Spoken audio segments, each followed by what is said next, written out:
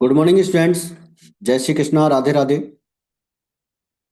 देखिए बच्चों, आज की इस क्लास में हम क्लास 12th का आरबीएससी का जो अकाउंटेंसी का पेपर है 2025 का, इसका कंप्लीट सॉल्यूशन करेंगे। और आरबीएससी का आपका जो 16 फरवरी को पेपर होने वाला है अकाउंटेंसी का, उसके लिए भी आपको इम्पोर्टेंट इंस्ट्रक्शंस इस पेपर में दिए जाएंगे। तो इस क्लास को आप शुरू से लेकर एंड तक देखिएगा। 16 फरवरी को जो आपका पेपर है अकाउंट्स का, उसके पूरे इंस्ट्रक्शंस आपको इस पेपर के अंदर दिए जाएंगे। आपको बताया जाएगा कि किस तरह से आपको पेपर सॉल्व करना है। तो इस क्लास को एंड तक आप देखिएगा और ज़्यादा से ज़्यादा अपने फ्रेंड्स तक इसको आप शेयर कीजिएगा। तो चलिए स्टार्ट करते हैं आज की क्लास। और आज की इस क्लास में हम सीनियर सेकेंडरी एग्जामिनेशन 2025 का जो लास्ट ईयर का पेपर आया था उसको अपन जो है सॉल्व करेंगे। और इसके बाद में आपको मैं एक बात बताना चाहूँगा कि अपने यूट्यूब चैनल पर पीवाईक्यू सीरीज अपने पास यहाँ पर अवेलेबल है। और उसका 2011 से लेकर 2024 तक का चैप्टर वाइज हमने अलग से वीडियो सॉल्यूशन अपलोड कर रखा है, जिसकी प्लेलिस्ट आपको मिल जाएगी। और जो पुरानी प्लेलिस्ट है उनका लिंक आपको इस वीडियो के डिस्क्रिप्शन बॉक्स में मिल जाएगा। तो आप जो है 2011 से लेकर 2025 तक के 25 का ही जो पेपर है, इसमें मैं सभी चैप्टर्स का सॉल्यूशन करवाऊंगा। तो आप अच्छे से इनको कंप्लीट देख लीजिएगा। 15 साल के आपके पेपर हो जाएंगे और टोटल जो क्वेश्चन होंगे इसके 437 क्वेश्चन रहेंगे। ठीक है। टोटल क्वेश्चन पे 15 साल के सभी चैप्टर्स के मिलाकर जो होंगे वो 437 हैं, जिनको अगर आप अच्छे से रिवाइज कर लेते हैं तो मैं आपको उम्मीद के साथ बता सकता हूं कि आप अपने अकाउंटेंसी के पेपर में 80 to 90 मार्क्स आराम से ला सकते हैं आउट ऑफ 100। ठीक है। तो इस वीडियो को आप अंत तक देखिएगा और अच्छे से जो भी चीज़ें मैं आपको बताऊं उनको आप ध्यान दीजिएगा। देखिए बच्चों, आपका जो पेपर आएगा 16 फरवरी को, उसमें आपको क्या करना है, सबसे पहले तो क्वेश्चन पेपर पे आपको अपना नाम लिख देना, रोल नंबर लिख देना है। नाम तो कहीं भी नहीं लिखना है, कॉपी पे भी नहीं लिखना है और क्वेश्चन पेपर पे भी नहीं लिखना है। ठीक है। तो आप अपना रोल नंबर जो है सबसे पहले उस क्वेश्चन पेपर पे लिख देंगे। क्वेश्चन पेपर पे ऊपर ही ऊपर जगह होती है रोल नंबर लिखने की, तो आप वहाँ पर अपना रोल नंबर लिख देंगे। फिर सभी क्वेश्चंस जो है आपके लिए कंपलसरी हैं, सारे क्वेश्चन आपको करने हैं। और जो भी क्वेश्चन का आंसर आपको देना है, चाहे वो आपका एमसीक्यू वाला हो, चाहे वो फिलअप वाला हो, चाहे वो मैचिंग द कॉलम वाला हो, तो सारे क्वेश्चंस का आंसर आपको अपनी आंसर शीट में लिखना है। कोई भी आंसर आपको जो है अपनी क्वेश्चन बुकलेट के अंदर बिल्कुल भी नहीं लिखना है। प्रश्न पत्र पे कोई आंसर नहीं लिखा जाएगा, सिर्फ रोल नंबर लिखा जाएगा। इसके अलावा और कुछ भी नहीं करना है। और कोई अगर आपको कैलकुलेशन भी करनी है ना, तो वो भी आपको क्या करना है, कॉपी के सबसे लास्ट पेज पे करना है। क्वेश्चन पेपर पे किसी तरह की कोई कैलकुलेशन नहीं करनी है। अदरवाइज जब फ्लाइंग आती है तो उस वक्त आपको दिक्कत हो सकती है, फिर वो आपसे आप चीटिंग के घेरे में आ जाते हैं अगर आपने क्वेश्चन पेपर पे कोई भी सॉल्व किया है तो क्वेश्चन पेपर पे किसी प्रकार का आपको कोई भी आंसर अगर याद भी आ रहा है तो वो आंसर आपको नहीं लिखना है। कोई एमसीक्यू अगर आप सोचें कि चलो अभी अपन टिक कर लेते हैं फिर बाद में अपन उस पर लिख लेंगे, तो ऐसा बिल्कुल भी नहीं करना है। इस बात का स्ट्रिक्टली ध्यान रखेंगे आप सभी। कोई भी आंसर आता है वो आप अपनी आंसर शीट में लिखेंगे। क्वेश्चन के जितने भी सेक्शंस हैं, आप जानते हैं अपना जो पेपर होता है वो 4 सेक्शन में आता है, section A, section B, section C और सेक्शन डी। तो चारों सेक्शन के क्वेश्चन आप अलग अलग करेंगे। ए सेक्शन के जैसे ही क्वेश्चन कंप्लीट हो जाएंगे उसके बाद में फिर आप बी सेक्शन के क्वेश्चन स्टार्ट करेंगे। ठीक है।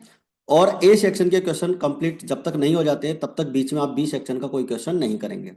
और बी सेक्शन के क्वेश्चन सारे एक जगह होंगे और सी सेक्शन के एक जगह और डी सेक्शन के एक जगह। सेक्शन आप कोई सा भी पहले स्टार्ट कर सकते हैं जो आपकी इच्छा हो, बट सबसे बेस्ट होता है कि अगर आप सेक्शन ए से ही स्टार्ट करें तो सबसे बेस्ट रहता है। फिर इसके बाद में है कि अगर कोई भी क्वेश्चन का जो लैंग्वेज है हिंदी और इंग्लिश में अगर कोई भी वहाँ पर अगर विरोधाभास आपको लगता है, कोई चीज़ समझ में नहीं आती है, तो हिंदी लैंग्वेज का जो क्वेश्चन होता है उसे ही सही माना जाएगा। तो देखो, सबसे पहले तो आपको क्या करना है, अपनी आंसर शीट पे सबसे पहले सेक्शन ए लिख देना है। चाहे आप हिंदी में लिखें चाहे इंग्लिश में लिखें, सबसे पहले सेक्शन ए लिख देंगे और उसके बाद में क्वेश्चन नंबर 1 और उसके जो सब क्वेश्चंस हैं उनके आप क्या करेंगे, नंबर लिख देंगे। और नंबर लिखने के साथ ही आपका जो आंसर है उस आंसर का ऑप्शन और साथ में उसका आंसर भी आपको लिख देना है। ठीक है। जैसे पहला क्वेश्चन है, साझेदारी संलेख के अभाव में साझेदारों के बीच में लाभ हानि का विभाजन जो किया जाता है वो कौन से रेशो में किया जाता है, समान रेशो में किया जाता है, इक्वल रेशो में किया जाता है। ठीक है। ये आपका पहला क्वेश्चन है। दूसरा क्वेश्चन है, पार्टनरशिप डीड जो होती है साझेदारों के मध्य कैसा समझौता होता है। तो देखो, ध्यान रखना, पार्टनरशिप डीड के बारे में उसने बोला है और partnership deed automatically return agreement होती है। ठीक है। तो यहाँ पर मौखिक और गर्भित या इनमें से कोई ये ऑप्शन नहीं लगाना है, आपको यहाँ पर लिखित लगाना है। अच्छा, एक बात ध्यान रखना, जो पुराने क्वेश्चन पेपर्स हैं उनमें से क्वेश्चंस पक्का रिपीट होंगे, इस बात का आप अच्छे से ध्यान रखना। तो ये जो क्वेश्चंस मैंने आपको बताए हैं 2011 से लेके 24 और प्लस ये 25 का पेपर अच्छे से आप रिवाइज कर लीजिएगा। 16 फरवरी तक आप जितना देख सकते हैं उतना देख लीजिए। 16 फरवरी को आपका पेपर है, 15 फरवरी तक आप देख लीजिए अच्छे से। ठीक है, जितनी ज़्यादा बार आप रिवाइज कर सकें उतनी बार अच्छे से आप रिवाइज कीजिए। अपनी जो प्लेलिस्ट है उसमें वीडियो जो है ज़्यादा लंबे नहीं है, बिल्कुल भी 10 से 15 मिनट, 20 मिनट, मैक्सिमम 25-30 मिनट का एक वीडियो है। आप आराम से उसको अच्छे से देख सकते हैं, तो उससे आपका पूरा रिवीजन हो जाएगा। नेक्स्ट क्वेश्चन है, when sacrifice ratio calculated. Sacrifice ratio कब कैलकुलेट करते हैं? तो अपन जानते हैं sacrifice ratio admission of partner पे कैलकुलेट करते हैं। तो ऑप्शन आप लिखेंगे और मतलब क्वेश्चन नंबर लिखेंगे और उसके आगे उसका जो भी आंसर है वो, और फिर जो डायरेक्ट आंसर है वो आपको लिख देना है। पहले ऑप्शन लिखना है, ध्यान रखना। ऐसा नहीं कि पहले आप आंसर लिख दें और फिर बाद में ऑप्शन लिखें, पहले ऑप्शन लिखना है उसके बाद आंसर लिखना है। किसी नए पार्टनर के प्रवेश पर संपत्तियों और दायित्व के मूल्यों में अगर वृद्धि या कमी होती है, मतलब असेट्स की वैल्यू इंक्रीज या डिक्रीज होती है at the time of admission, तो कौन सा अकाउंट अपन बनाते हैं? तो आप जानते हैं रिवेल्यूएशन अकाउंट बनाते हैं। ठीक है, सी ऑप्शन इसका सही हो जाएगा। इसके बाद में है, न्यू पार्टनर जब भी फॉर्म में आता है और गुडविल लेकर आता है तो उसकी एंट्री क्या बनती है? तो अपन जानते हैं, entry for amount to goodwill bring in cash by new partner, cash account debit to goodwill account, ये एंट्री बनती है। इसके बाद में है बच्चों नेक्स्ट क्वेश्चन, ए, बी और सी 2-1 में प्रॉफिट शेयर करते हैं और ए फर्म से रिटायर होता है और उसका जो शेयर है वो बी और सी 3:2 में लेते हैं। तो न्यू रेशो आपको कैलकुलेट करना है। तो देखो, न्यू रेशो कैलकुलेट करने के लिए वैसे तो यहाँ पर आपको डायरेक्ट आंसर लिखना है और सॉल्यूशन नहीं करना है, लेकिन ये सॉल्यूशन आपको रफ में करना है। देखो मैं आपको बताता हूँ, ए फर्म से रिटायर हो रहा है और ए का शेयर है 2/5। ए का शेयर बी और सी 3:2 में डिवाइड करेंगे तो बी कितना शेयर लेगा? तो देखो बी लेगा यहाँ से 3 2 जा 6 और 5 5 जा 25, और सी कितना लेगा? सी लेगा इस 2/5 का 2/5, यानी कि 4/25। ठीक है, अब आपको देखो ओल्ड रेशो निकालना है। बी का ओल्ड रेशो निकालने के लिए क्या करोगे? बी का जो ओल्ड रेशो आपको दे रखा है, इस ओल्ड रेशो में जितना उसको फायदा हो रहा है वो आप प्लस कर दीजिए 6/25।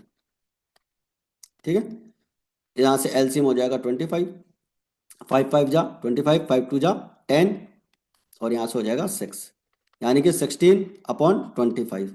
अब आपने जैसे ही पहला आंसर निकाल लिया 16 आ गया, तो आप पहला आंसर आप ये लगा सकते हैं कि ए ऑप्शन, क्योंकि 16 तो और किसी में भी नहीं है। ठीक है ना, बट आप ये चेक कर लेना कि आपका आंसर बिल्कुल सही होना चाहिए। तो अगर आप सी का भी निकालेंगे तो सी का भी आपका जो है आ जाएगा 9/25 आएगा, तो आप इसको निकाल सकते हैं। तो डिटेल सॉल्यूशन आपको आंसर शीट में नहीं देना है, आपको रफ में कैलकुलेट करना है, और आंसर इसका हो जाएगा ए ऑप्शन। इसके बाद में बच्चों नेक्स्ट क्वेश्चन है हमारे सामने। नेक्स्ट क्वेश्चन हमें दे रखा है, हम्म, किसी पार्टनर के रिटायरमेंट पर फर्म के बैलेंस शीट में जो अनडिस्ट्रीब्यूटेड प्रॉफिट्स होते हैं उनका डिस्ट्रीब्यूशन अपन पार्टनर्स में किस रेशो में करते हैं? अपन जानते हैं उनके ओल्ड रेशो में करते हैं। तो इसका आंसर हो जाएगा डी ऑप्शन सही हो जाएगा। रिटायरमेंट कोई भी होता है पार्टनर का और फर्म की बैलेंस शीट में ऑलरेडी पहले से कोई अनडिस्ट्रीब्यूटेड प्रॉफिट्स दे रखे होते हैं, उसे हम ओल्ड रेशो में डिवाइड करते हैं। इसके बाद में है eighth question, in the absence of any information regarding the retirement acquisition of shares, विद्यमान साझेदारों के द्वारा शेष साझेदार या सेवानिवृत्त साझेदार के हिस्से का अधिग्रहण, यानी जो हिस्सा उससे लेते हैं, किसी भी सूचना के अभाव में यह माना जाता है कि वो जो रिटायरिंग पार्टनर है उसका हिस्सा किस रेशो में लेंगे? वो ओल्ड रेशो में लेंगे, ये ध्यान रखना है। क्वेश्चन वापस रिपीट करता हूँ, अगर कोई भी इंफॉर्मेशन नहीं दे रखी है तो जो रिटायरिंग पार्टनर है या डिसीज पार्टनर है उसका हिस्सा, उसका शेयर प्रॉफिट का ओल्ड पार्टनर्स किस रेशो में लेंगे? अगर इंफॉर्मेशन नहीं दे रखी है तो आप कौन सा रेशो लिखेंगे? आप रेशो लिखेंगे ओल्ड रेशो। ओल्ड रेशो में ही रिटायरिंग पार्टनर का शेयर रिमेनिंग पार्टनर्स लेते हैं। क्वेश्चन नंबर 9 है बच्चों, निम्नलिखित में से विघटन का प्रकार, या एक बात ध्यान रखिएगा, फर्म के विघटन डिसोल्यूशन के टाइप्स को आप वेरी इंपॉर्टेंट टॉपिक टिक कर लीजिएगा, इसके ऊपर क्वेश्चन 101% एग्जाम में पूछा जाता है। ठीक है, फर्म के विघटन का प्रकार जो होता है वो यहाँ पर सारे ही प्रकार हैं। समझौते द्वारा भी होता है, यानी कि dissolution by agreement, compulsory agreement dissolution, और डिसोल्यूशन बाय कोर्ट। ठीक है, सारे ही इसके प्रकार हैं। अब हो सकता है 26 का जो 16 फरवरी का आपका पेपर आ रहा है उसमें आपसे इनका किसी का एक डेफिनेशन पूछ ले, ठीक है ना। डेफिनेशन पूछ सकता है आपसे वो कि भाई इसका कोई डेफिनेशन बताइए, तो आप अच्छे से ध्यान रखेंगे। तो ज्यादातर मोस्ट इंपॉर्टेंट अगर डेफिनेशन किसी की अगर पूछेगा तो वो इसकी पूछेगा, ठीक है ना। Dissolution by court, compulsory dissolution की बात भी यहाँ पर आती है, और कंपलसरी डिसोल्यूशन की कंडीशन पूछ सकता है कि कौन कौन सी कंडीशन में कंपलसरी डिसोल्यूशन होता है, और कौन कौन सी कंडीशन में जो है न्यायालय द्वारा विघटन होता है। तो इनका डेफिनेशन आप पढ़ के चलना इस बार अच्छे से, ठीक है। चलिए आगे बढ़ते हैं। फर्म के विघटन पे किसी भी साझेदार द्वारा कोई भी अगर संपत्ति ली जाती है तो पार्टनर्स के अकाउंट को क्या करते हैं, पार्टनर्स के अकाउंट को हम जो है डेबिट करते हैं। देखिए कोई भी पार्टनर अगर किसी असेट्स को लेता है तो हम एंट्री बनाते हैं partners capital account debit to realisation account. Realisation account की हम क्रेडिट में लिखते हैं, ठीक है। रियलाइजेशन अकाउंट की क्रेडिट में लिखते हैं बाय पार्टनर्स कैपिटल अकाउंट, इसलिए पार्टनर्स कैपिटल डेबिट होता है। तो ये याद रखना है कि if partner took assets on dissolution of a firm, partners capital account will be debited. इसके बाद में है कंपनी के जो ऑनर होते हैं वो कौन से शेयर होल्डर होते हैं, वो होते हैं भैया आपके equity share holder. Which share holders are called owners of the company, तो कंपनी के जो शेयर होल्डर्स होते हैं वो इक्विटी शेयर होल्डर्स होते हैं। डिबेंचर होल्डर्स जो होते हैं वो क्रेडिटर होते हैं कंपनी के, ठीक है। डिबेंचर होल्डर्स लोन प्रोवाइडर्स होते हैं, लेंडर्स होते हैं कंपनी के। 12th क्वेश्चन है आपका, एक्स लिमिटेड ने जो है विक्रेता से 6 लाख की मशीन खरीदी है और इसके पूर्ण भुगतान में यानी कि फुल पेमेंट में 100 रुपीज वाले इक्विटी शेयर्स 20% प्रीमियम पर इशू किए हैं। तो नंबर ऑफ शेयर्स की ये बात आपसे पूछ रहा है, तो ध्यान रखें मैंने यहाँ पर एक फॉर्मूला दे रखा है, number of shares is equals to purchase consideration divided by issue price per share. देखो 6 लाख रुपीज आपके मतलब पूरा अमाउंट है जो हमें पे करना है, और इशू प्राइस जो है शेयर की वो है 120 रुपीज। 120 कैसे मैं आपको बता दूं, 100 रुपीज का शेयर और 20% का प्रीमियम इस पे आप प्लस कर सकते हो। 20% का प्रीमियम प्लस करने के बाद में 120 का हो जाता है शेयर, तो इसमें आप 120 का डिवाइड करेंगे तो नंबर ऑफ शेयर्स हो जाएंगे आपके 5000। डी ऑप्शन आपका बिल्कुल सही हो जाएगा। इसके बाद में है अग्रिम मांग राशि प्राप्त करने पर कौन सा खाता डेबिट किया जाता है। देखो कॉल्स इन एडवांस जब भी रिसीव्ड करते हैं तो एंट्री यहाँ बनती है, मैंने हिंट दे रखा है, bank account debit to calls in advance account, ठीक है। बैंक अकाउंट को हम डेबिट करते हैं और कॉल्स इन एडवांस अकाउंट को क्रेडिट करते हैं, ठीक है। जब एडजस्ट करते हैं तब कॉल्स इन एडवांस डेबिट होता है, बट यहाँ पे तो अमाउंट रिसीव्ड करने की बात कह रहा है, तो रिसीव्ड करेंगे तो बैंक अकाउंट क्रेडिट करेंगे, सॉरी डेबिट करेंगे, और कॉल्स इन एडवांस क्रेडिट करेंगे। इसके बाद में आपसे एक क्वेश्चन पूछा जा रहा है। देखो बच्चों अभी थोड़े दिनों पहले एक इंफॉर्मेशन आई थी कि आरबीएससी के पेपर भी जो है सीबीएसई पैटर्न के आएंगे, तो उसमें आपने एक चीज देखी होगी कि सीबीएसई के जो पेपर्स आते हैं उसके अंदर केस स्टडी बेस्ड क्वेश्चंस आते हैं। केस स्टडी बेस्ड क्वेश्चंस जो आते हैं वो इस टाइप के क्वेश्चन होते हैं जो आपके सामने ये दे रखा है। तो आपको बिल्कुल भी चिंता करने की जरूरत नहीं है कि केस स्टडी बेस्ड वाले क्वेश्चंस किस तरह के होंगे। आपको एक पैराग्राफ दे रखा होगा और उस पैराग्राफ से रिलेटेड कुछ क्वेश्चंस पूछे गए होंगे, और वो बहुत ही इजी क्वेश्चन होते हैं। आपको ये पूरा पैराग्राफ 2 से 3 बार अच्छे से पढ़ना है, और उसके बाद में आराम से शांति से एक एक क्वेश्चन का आंसर आपको देना है। देखो आंसर तो आपके सामने अवेलेबल है ही, बट आपको क्वेश्चन को ध्यान से पढ़ना है और उसका रिप्लाई अच्छे से देना है। तो देखिए विशाल लिमिटेड ने 100 रुपीज वाले 2009% डिवेंचर्स 10% प्रीमियम पर इशू करने के लिए एप्लीकेशंस इनवाइट की है, और एप्लीकेशन मनी जो है 50 रुपीज है पर शेयर पे, प्रीमियम सहित यानी कि इंक्लूडिंग प्रीमियम। अब आप जानते हैं प्रीमियम कितना का है, 10 रुपीज का। 100 रुपीज का 10% 10 रुपीज है, तो एप्लीकेशन का अमाउंट कितना हो जाएगा 40+10। एप्लीकेशन का अमाउंट हो जाएगा 40+10, ठीक है।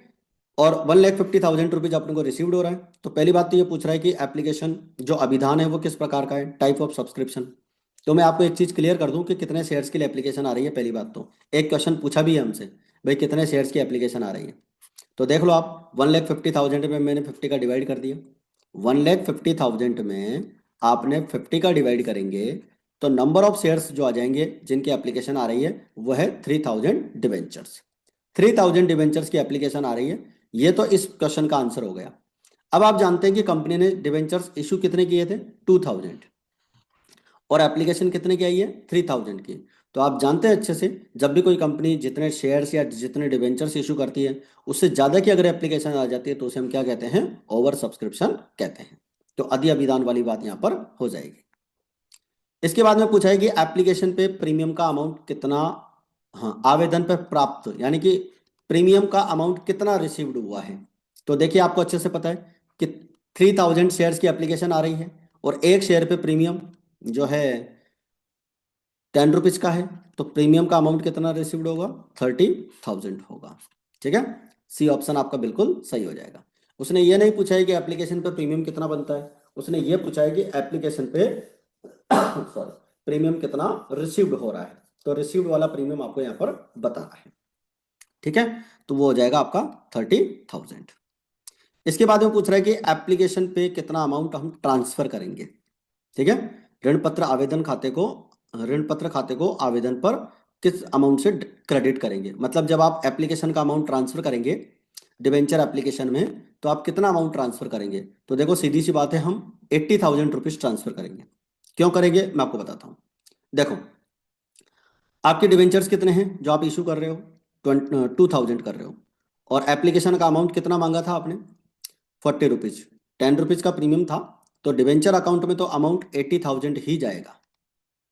ठीक है, और अगर आपसे ये पूछे कि एप्लीकेशन का प्रीमियम कितना ट्रांसफर होगा, तो एप्लीकेशन का प्रीमियम ट्रांसफर होगा 20,000 रुपये।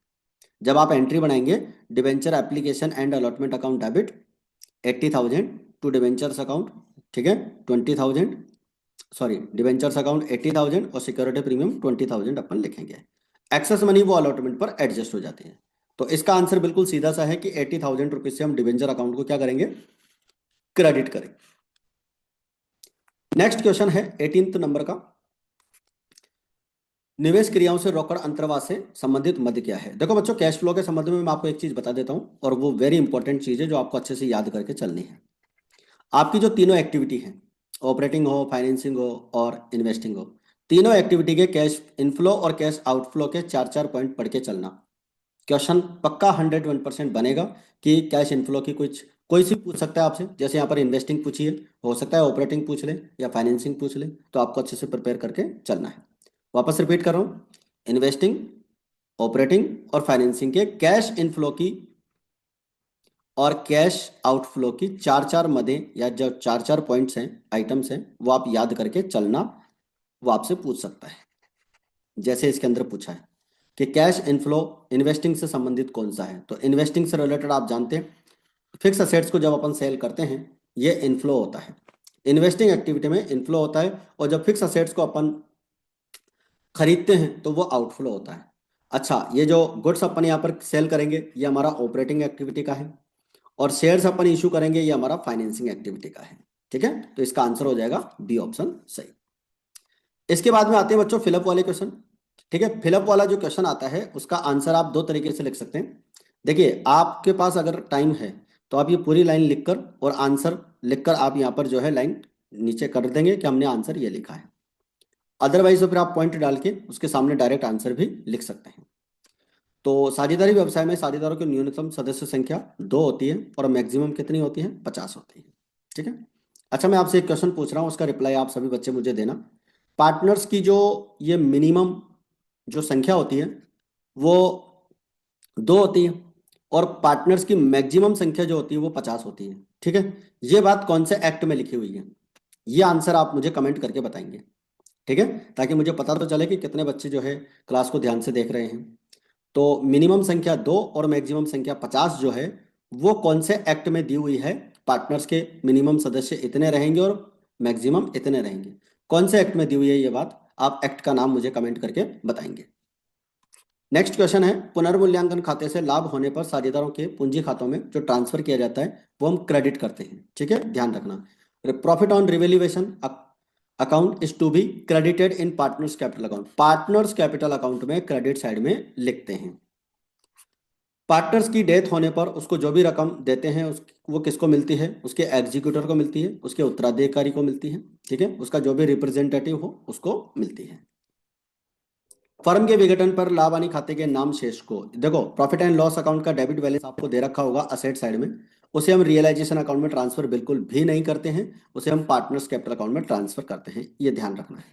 फर्म के डिसोल्यूशन पर प्रॉफिट एंड लॉस अकाउंट का डेबिट बैलेंस जो भी आपको दे रखा है वो पार्टनर्स कैपिटल अकाउंट की डेबिट साइड में ट्रांसफर करते हैं, ये ध्यान रखिएगा, क्योंकि लॉस को हम डेबिट में डिस्ट्रीब्यूट करते हैं।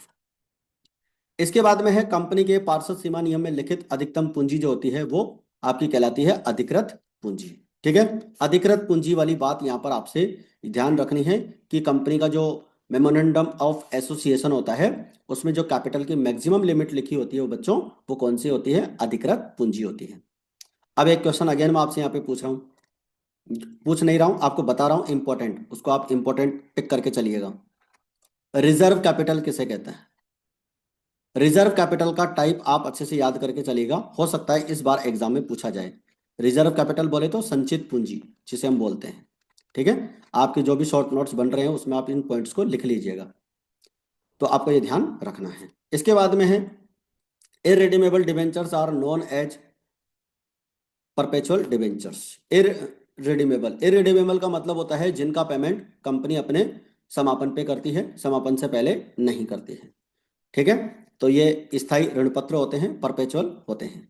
एक इंपॉर्टेंट बात यहाँ पर भी ध्यान रखनी है, डिबेंचर्स के जितने भी टाइप्स हैं वो सारे टाइप्स आप पढ़ के चलिएगा, उनसे पक्का एक क्वेश्चन बनने वाला है। ठीक है, डिबेंचर्स के टाइप अच्छे से पढ़ने हैं। इसके बाद में एक क्वेश्चन आया आपका वेरी शॉर्ट में, साझेदारी संलेख कितने प्रकार की होती है? ठीक है, कई बच्चों ने अलग अलग इसका आंसर लिखा, कई सॉल्यूशन क्वेश्चन बैंक वगैरह में सब में ये दे रखा है कि भाई जो है क्वेश्चन बैंक के अंदर उन्होंने दे रखा है कि कोई लिखित होता है, मौखिक होता है, कोई किसी ने अलग अलग दो प्रकार बता रखे हैं, लेकिन मेरे हिसाब से जो इसके एक्चुअल प्रकार हो सकते हैं वो ये हो सकते हैं। सामान्य साझेदारी संलेख जो नॉर्मल पार्टनरशिप होती है जिसमें सभी पार्टनर्स प्रॉफिट शेयर करते हैं और उनकी अनलिमिटेड लाइबिलिटी होती है। एक होता है सीमित साझेदारी संलेख, हालांकि ये वर्तमान में अभी सीमित साझेदारी ऐसी होती नहीं है।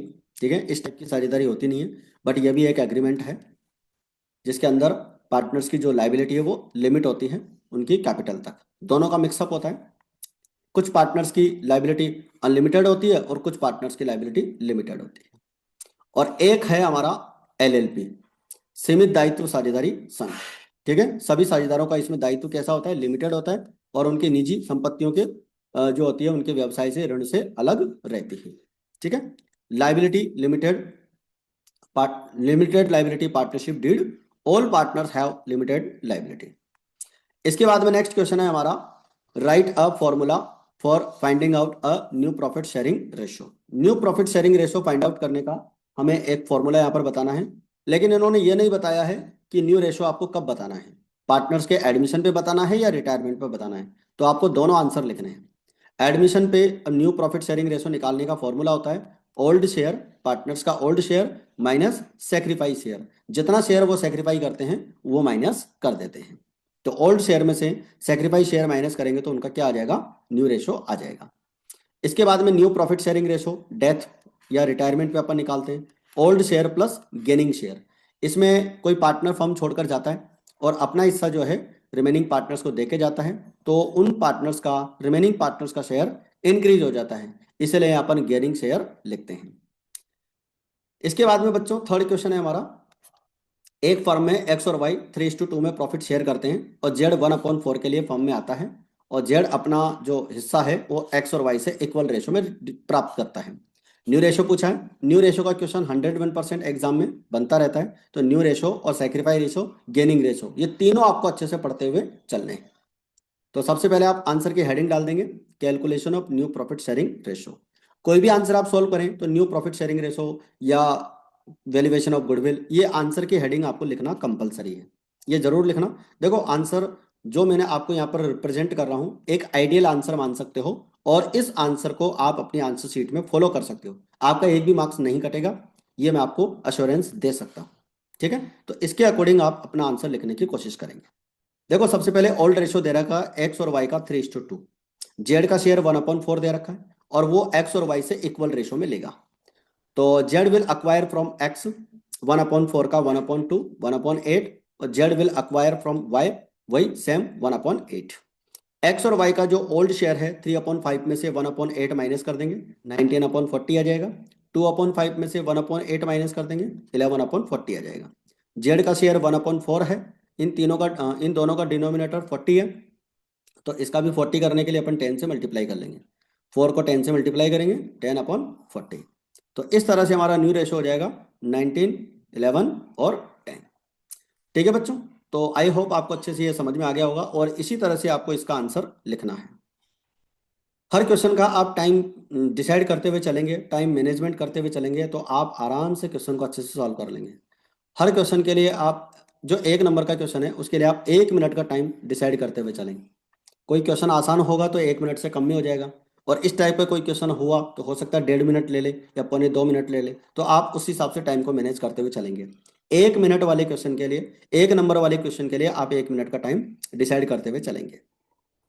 देखो इसके बाद में है फर्म का जो है अधिलाभ है, यानी सुपर प्रॉफिट 2500 दे रखा है। नॉर्मल प्रॉफिट के रेट आपको 10% दे रखी है।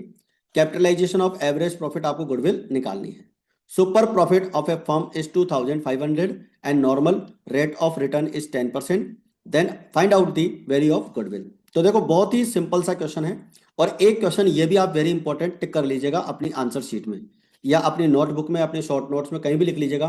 गुडविल का वैल्यूएशन का क्वेश्चन पक्का 101% एग्जाम में आएगा। ठीक है, गुडविल का वैल्यूएशन वाला क्वेश्चन आपको पढ़ते हुए चलना है, अच्छे से रिवाइज करते हुए चलना है। ठीक है, तो goodwill is equals to super profit into 100 upon normal rate of return. तो आप इस तरह से गुडविल का वैल्यूएशन यहाँ पर करेंगे तो 25,000 गुडविल की वैल्यू आ जाएगी। ठीक है, अब जैसे मान लो सुपर प्रॉफिट का कैपिटलाइजेशन पूछ लिया, तो हो सकता है आपसे इस बार 16 फरवरी को एवरेज प्रॉफिट का कैपिटलाइजेशन पूछ ले, तो उसका फॉर्मूला अच्छे से पढ़ते हुए चलेंगे। इसके बाद में बच्चों हमारे पास क्वेश्चन नंबर है 5। ए बी और सी 2/5, 2/5, 1/5 में प्रॉफिट शेयर करते हैं। बी फर्म से रिटायर होता है, तो न्यू रेशो की कैलकुलेशन करनी है। बहुत ही आसान है, अगर आपने ये क्वेश्चन ध्यान दे लिया है, पढ़ते वक्त भी अगर ध्यान दिया है, तो बहुत इजी से आप इसको समझ सकते हैं। देखिए आपको दे रखा है 2 1 आपको दे रखा है। ठीक है, और बी फर्म से रिटायर हो रहा है, तो ए और सी बचे, तो ए और सी का जो ओल्ड रेशो होता है वही उनका क्या हो जाएगा, न्यू रेशो हो जाएगा। ये बात आपको लिखनी है और कुछ नहीं करना है इसके अलावा। B's retirement new profit sharing ratio of A and C will be 2:1। फिर ये आगे इंफॉर्मेशन लिख दी है। In the absence of any information it will assume, ये माना जाएगा कि that remaining partners will share future profits in their old ratio. ठीक है, ये माना जाएगा कि इंफॉर्मेशन के अभाव में कि जो जाने वाला पार्टनर है अपना शेयर किसको देके जा रहा है, ये इंफॉर्मेशन नहीं है, तो हम अज्यूम करेंगे कि remaining partners old profit sharing में ही उनका न्यू प्रॉफिट शेयर करेंगे, तो उनका ओल्ड रेशो ही न्यू रेशो हो जाएगा। ठीक है, चलिए आगे बढ़ते हैं। एक फर्म के समापन पर गैर अभिलिखित संपत्ति की विक्रय की प्रविष्टि दीजिए। ये बात आप ध्यान रखना, जर्नल एंट्री पढ़ के चलना, रियलाइजेशन अकाउंट की जर्नल एंट्रीज पढ़ते हुए चलना है। आज ये एंट्री पूछी है, हो सकता है आपसे 16 फरवरी को दूसरी एंट्री आपसे पूछ ले। ठीक है, तो रियलाइजेशन की एंट्रीज आपको देखते हुए चलना है, कोई सी भी एंट्री आपसे पूछी जा सकती है। तो एक फर्म के समापन पर अगर गैर अभिलिखित संपत्ति है उसको अगर बेचते हैं, तो उसको हम रियलाइजेशन अकाउंट के क्रेडिट में लिखते हैं बच्चों। तो bank account debit to realisation account. आपको एंट्री जो देनी है वो फॉर्मेट बनाकर देनी है। विदाउट फॉर्मेट आपको कोई भी एंट्री नहीं करनी जब तक अच्छा नरेशन भी आपको लिखना है। कई बार क्वेश्चन में नरेशन के मना कर देता है, तब आप नरेशन मत लिखना, लेकिन नरेशन आपको लिखते हुए चलना है। एक भी नंबर आपका नहीं कटने देंगे।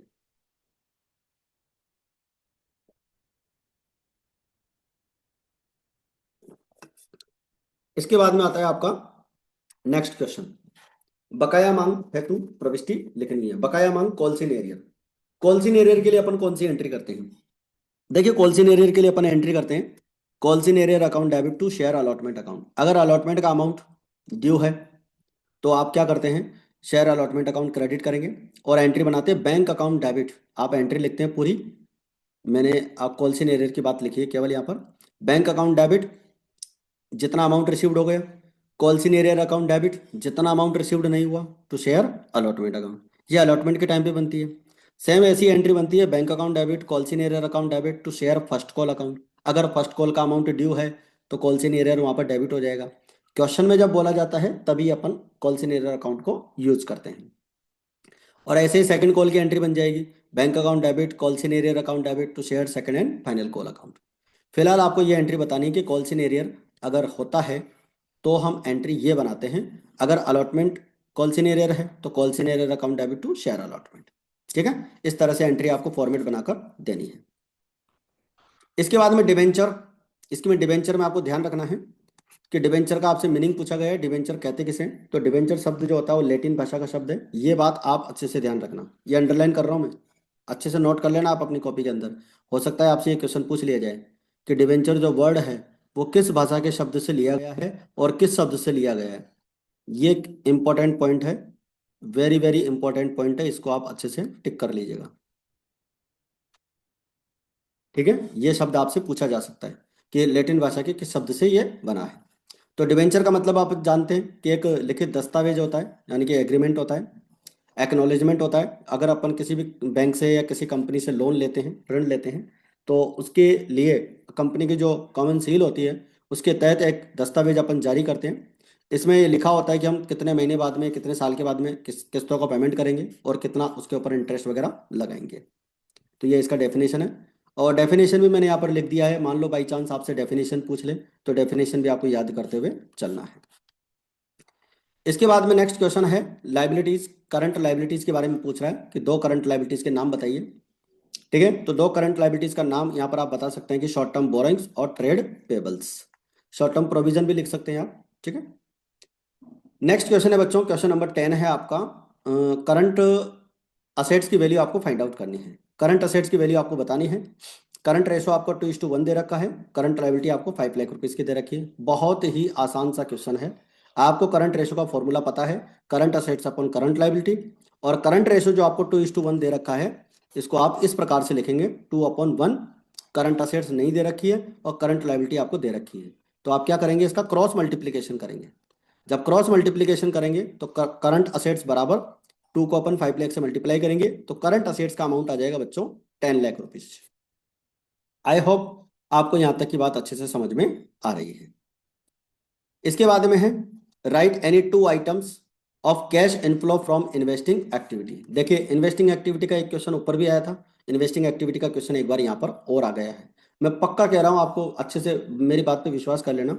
आपसे कैश इनफ्लो के कोई पॉइंट्स जरूर पूछे जाएंगे, ऑपरेटिंग के पूछे या आपसे फाइनेंसिंग के पूछे या इन्वेस्टिंग के तो आ ही चुका है और रिपीट भी कर सकता है, तो आप तीनों के पॉइंट अच्छे से पढ़ के चलिएगा। तो देखिए इन्वेस्टिंग एक्टिविटी से कैश इनफ्लो की जो इनफ्लो की पूछा है उसने, इनफ्लो की पूछी है तो इनफ्लो की ही बतानी है। यानी कि कैश कहाँ से आएगा, proceeds from sale of non current investment.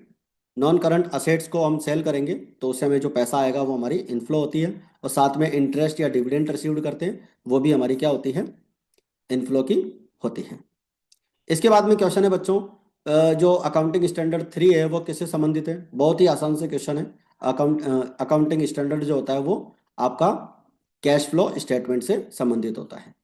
एक यहाँ पर एक इंपॉर्टेंट बात बता रहा हूँ, इसको नोट कर लेना। अकाउंटिंग स्टैंडर्ड 26 किससे रिलेटेड है, क्वेश्चन बन सकता है। और अकाउंटिंग स्टैंडर्ड जो बनता है वो गुडविल से रिलेटेड है।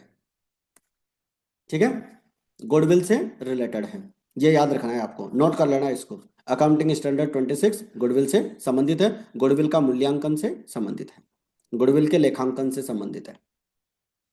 अब आता है हमारा सेक्शन बी का क्वेश्चन, और सेक्शन बी का क्वेश्चन आपको अच्छे से ध्यान रखना है। सेक्शन बी का जैसे ही आपका सेक्शन ए खत्म हो जाए तो नेक्स्ट पेज से आप सेक्शन बी स्टार्ट करेंगे। ठीक है, हाँ अगर आपका पिछला पेज ज़्यादा खाली नहीं है तो आप जो है वहाँ से स्टार्ट कर सकते हैं, अदरवाइज कोशिश करें नए पेज से सेक्शन बी स्टार्ट करेंगे। Hema and Meena are partners in a firm. Hema withdrawal 2000 at the beginning of each month और Meena withdrawal 4000 at the end of each month. ठीक है, इंटरेस्ट ऑन ड्रॉइंग्स का क्वेश्चन है बच्चों, बहुत बार आपने अच्छे से सॉल्व किया हुआ है, इसको भी आप देखते हुए चलिएगा, क्या पता ये क्वेश्चन रिपीट हो जाए। पुराने पेपर्स अगर आप देखेंगे तो आपको पता चल जाएगा कि कितनी बार क्वेश्चन रिपीट हो रहे हैं। तो ये इसका एक फॉर्मूला होता है एवरेज पीरियड मेथड का, और इसका एवरेज पीरियड अपन यहाँ पर लगाते हैं। ठीक है, इस बार आप जो है ध्यान रखना, एक क्वेश्चन 2015 में आया था, 2015 में, जिसमें पार्टनर्स ने 1 जुलाई से ड्राइंग्स करना शुरू किया था, और वहाँ पर जो ड्राइंग्स का पीरियड था वो 9 मंथ का था। इस टाइप का क्वेश्चन आप सॉल्व करके चलिएगा। ठीक है ना, आप देख लीजिएगा, जैसे 2015 ही है जहाँ तक मुझे याद है, कि जो पार्टनर ड्राइंग्स कर रहे हैं वो 9 मंथ के लिए कर रहे हैं, और ऐसे बिगिनिंग और मंथ वाला वहाँ पर पीरियड दे रखा है। वैसे आपको मैं बता दूं, बिगिनिंग का जो पीरियड निकालते हैं उसका फॉर्मूला होता है n/2, n+1/2। ठीक है, और मिडिल में अगर कोई पार्टनर ड्राइंग्स करता है तो उसका पीरियड अपन इस तरह से निकालते हैं, और एंड में अगर कोई पार्टनर ड्राइंग्स करता है तो उसका पीरियड अपन इस तरह से निकालते हैं। अब जैसे मान लो कोई 12 मंथ अगर ड्राइंग्स करता है तो इस तरह से अपन उसका 6.5 निकाल लेते हैं, और अगर किसी ने 12 मंथ्स के लिए ड्राइंग्स किया है तो अपन 6 निकालते हैं, और 5.5 अपना आ जाएगा 12 में से आप 1 माइनस करके 2 का डिवाइड करेंगे 5.5 हो जाता है। ठीक है, तो ये ध्यान रखना है आपको, ठीक है ना। चलिए, आई होप आपको अच्छे से समझ में आ गया है। बस ये ध्यान रखना कि जो ड्राइंग्स का अमाउंट दे रखा है उसको आप 12 से मल्टीप्लाई करेंगे। ठीक है, टोटल ड्राइंग्स आपको लिखना है। जल्दबाजी में आप क्या करते हो, इतना याद रख लेते हो कि 2000 का ड्राइंग्स है, 12% है और बिगिनिंग है, तो लगाओ फटाफट फॉर्मूला। तो आपको थोड़ा ध्यान देना है, जोश में होश नहीं खोना है। तो 12 से मल्टीप्लाई करके आपको कैलकुलेट करना है। नेक्स्ट क्वेश्चन है वैल्यूएशन ऑफ गुडविल का। 101% क्वेश्चन बनता है, 2 बार क्वेश्चन बन चुका है। देखो, सुपर प्रॉफिट मेथड से ऊपर 1 नंबर का क्वेश्चन पूछ लिया गया है और यहाँ पर 2 नंबर का क्वेश्चन दोबारा आपसे पूछ लिया गया है। 3 नंबर का क्वेश्चन आपसे पूछ लिया गया है गुडविल का वैल्यूएशन का, ठीक है ना। और इस बार के लिए हिडन गुडविल को आप इंपॉर्टेंट मान के चलना। हिडन गुडविल वाला क्वेश्चन अच्छे से वेरी वेरी इंपॉर्टेंट मान लेना और उसको सॉल्व करते हुए चलना, ठीक है। वैसे तो आप अगर पिछले 15 साल के पेपर सॉल्व करके चल ही रहे हो तो ये मान के चलना आप 80 से 90 मार्क्स तक तो पहुंच ही रहे हो। अब जितनी बार आप इन पेपर्स को देख सकते हो वो आपकी चॉइस है। चलिए, तो गुडविल का वैल्यूएशन करेंगे। फर्म की कैपिटल आपको दे रखी है 4 लाख रुपीज, एवरेज प्रॉफिट 60,000 दे रखा है, नॉर्मल प्रॉफिट की रेट आपको दे रखी है 10%। गुडविल का वैल्यूएशन आपको दे रखा है 3 वर्षों के क्रय के आधार पर आपको कैलकुलेट करना है। तो हेडिंग डालनी है valuation of firms goodwill, average profit 60,000, capital of firm 4 lakh rupees, normal rate of return 10%, normal profits capital of the firm into normal rate of return. Normal profits 4 lakh rupees,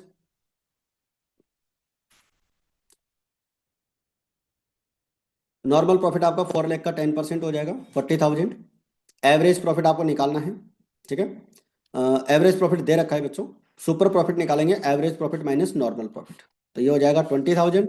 और 20,000 को गुडविल का valuation super profit into number of years purchase, तो 3 से multiply करेंगे, 60,000 हमारी goodwill का valuation आ जाएगा। चलिए आगे बढ़ते हैं। ए बी और सी 3:1 में प्रॉफिट शेयर करते हैं। गुडविल को 30,000 के प्राइस पर जो है दर्शाया गया है, मतलब पहले से गुडविल जो है 30,000 रुपये में दिखाई हुई है। रिटायरमेंट पे पार्टनर बी फर्म से रिटायर होता है और रिटायरमेंट पे फर्म की गुडविल का वैल्यूएशन 42,000 किया गया है। जर्नल एंट्री करनी है, बहुत ही आसान सा क्वेश्चन है और ये क्वेश्चन बनता रहता है कई बार गुडविल का वैल्यूएशन का। तो गुडविल का अकाउंटिंग में अपन करेंगे, पहले की गुडविल 30,000 है, ऑल रेशो 3:1 है, पार्टनर्स कैपिटल अकाउंट डेबिट करो और गुडविल अकाउंट क्रेडिट करो और पार्टनर्स कैपिटल अकाउंट के डेबिट में से शो कर देंगे। तो ए कैपिटल, बी कैपिटल, सी कैपिटल, तीनों को डेबिट और गुडविल अकाउंट क्रेडिट। इसके बाद में देखो बच्चों, फर्म की गुडविल आपको दे रखी है न्यू वाली 42,000 और 42,000 की गुडविल में से बी का शेयर निकाल लेंगे 14,000। अब बी का जो शेयर है, इनका रेशो था 3:1, बी फर्म से रिटायर हो रहा है, तो ए और सी का जो ओल्ड रेशो है वही उनका क्या हो जाएगा, गेनिंग रेशो हो जाएगा। क्योंकि क्वेश्चन में न्यू रेशो तो दे नहीं रखा है। अगर न्यू रेशो दिया हुआ होता तो हम वर्किंग नोट बनाते और वहां पर जो है गेनिंग रेशो निकाल लेते। जब न्यू रेशो क्वेश्चन में नहीं दिया हुआ होता है तो ओल्ड रेशो ही हमारा क्या हो जाता है, गेनिंग रेशो हो जाता है। तो ये जो 14,000 की गुडविल है बच्चों, इसे हम ए और सी में उनके ओल्ड रेशो 3:1 में डिवाइड करेंगे और ए और सी दोनों इस गुडविल को वहन करेंगे। तो 10,500 और 3,500 यहाँ पर आ जाएगा। आई होप यहाँ तक की बात आप अच्छे से समझ गए हैं। वर्किंग नोट में हमने लिख भी दिया है कि old ratio of A and C will be assume their gaining ratio. फिर देखिए, निम्नलिखित सूचनाओं के आधार पर एक पार्टनर को पेमेंट कितना करेंगे उसकी गणना करनी है और उसकी जर्नल एंट्री करनी है। ये डिसोल्यूशन का क्वेश्चन है। पार्टनर्स का कैपिटल अकाउंट का डेबिट बैलेंस दे रखा है 25,000 और रियलाइजेशन का प्रॉफिट है 60,000 और उसने 13,000 रुपये में फर्म की एक असेट्स भी ली है। तो देखो, पार्टनर्स कैपिटल अकाउंट अपन बना लेते हैं और इसी से पता चल जाएगा कितना पेमेंट करना है। सबसे पहले partners capital account debit side में उसका डेबिट बैलेंस दे रखा है, वो लिख लेंगे। कोई भी पार्टनर अगर असेट्स लेता है, एक क्वेश्चन भी पूछा गया था कि कोई पार्टनर अगर असेट्स लेता है तो क्या एंट्री बनाते हैं, तो partners capital account debit to realisation account. तो रियलाइजेशन अकाउंट अपन डेबिट में लिखेंगे टू असेट्स टेकन 13,000। रियलाइजेशन का प्रॉफिट क्रेडिट में आ जाएगा, प्रॉफिट की एंट्री अपन बनाते हैं realisation account debit to partners capital account. ठीक है, अब टोटल लगाएंगे 60 और उसमें से माइनस कर देंगे 38, तो 22,000 का क्या करेंगे, पेमेंट करेंगे, फाइनल पेमेंट बैलेंसिंग फिगर। ठीक है, तो ये फाइनल पेमेंट आप इस तरह से वर्किंग नोट बनाकर, मतलब कैपिटल अकाउंट बनाकर निकाल सकते हैं। और इसकी एंट्री भी पूछी थी क्वेश्चन के अंदर, जर्नल एंट्री। क्वेश्चन देखो पूरा करना अच्छे से, ध्यान से पढ़ के, जर्नल एंट्री भी करनी है। तो जर्नल एंट्री हमने यहाँ पर कर ली है, partners capital account debit to bank account. इसके बाद में क्वेश्चन नंबर 8 है हमारा, अनलिमिटेड लाइबिलिटी। अनलिमिटेड लाइबिलिटी किसे कहते हैं? तो अनलिमिटेड लाइबिलिटी का आप डेफिनेशन पढ़ लीजिएगा। एक असीमित कंपनी ऐसा व्यवसाय का स्वरूप होता है जिसके सदस्यों का दायित्व जो होता है कंपनी में उनके विनियोग तक सीमित नहीं होता है।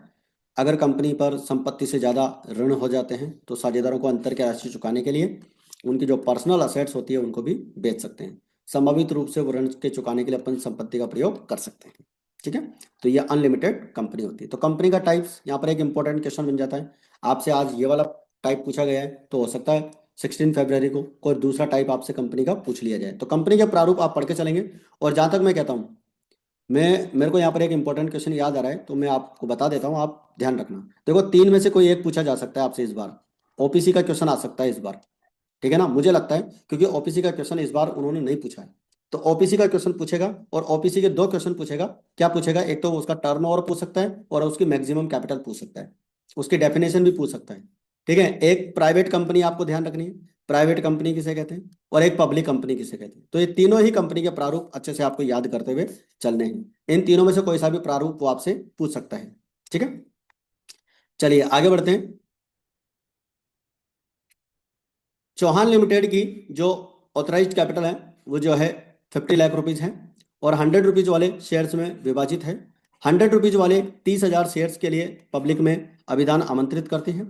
सभी अंश क्रय करने के लिए आवेदन पत्र प्राप्त हुए हैं और समस्त मांग राशियां यथा समय पर प्राप्त हो गई हैं। कंपनी के तुलन पत्र में पूंजी को दर्शाई है। देखो, आपसे जो क्वेश्चन पूछा जा रहा है वो बैलेंस शीट से संबंधित पूछा जा रहा है।